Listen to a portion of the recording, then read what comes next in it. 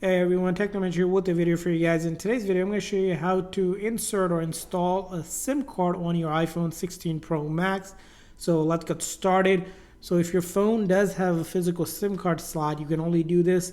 Now if you have a model that doesn't support physical SIM card, only supports eSIM card, check out the other video we made on how to activate an eSIM card. So let's get started. So first thing is you're going to want to go ahead into your box on your iPhone and get the SIM tool that's available. So under your box here, if you open it up, under the charge cable, you should see a SIM ejector tool that's available here in this packet. So you have to look around. It should be like on there. That's still going to be the ability to take out the SIM card. Now, if you don't see this and your phone might be an eSIM, if you have this, great. What you're going to want to do is go ahead and locate the SIM card, which is going to be on your iPhone right here on the left hand side here. This model doesn't have it because it's a eSIM card, which is the US model.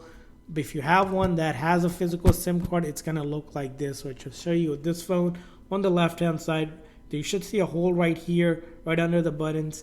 You're going to take your tool like this eSIM tool. Now if you don't have this, you can also take a paper clip or O-ring that looks really small that can fit in here, and you're going to push with that tool. Just give it a nice push. You don't have to be really hard. It'll make a pop sound. It'll pop out just like that. From there on, you can go ahead and take it out like this. And now the phone supports a nano size SIM. So take your SIM card, you're going to place it like this. It's going to show up. There's going to be a cut corner you'll see right there.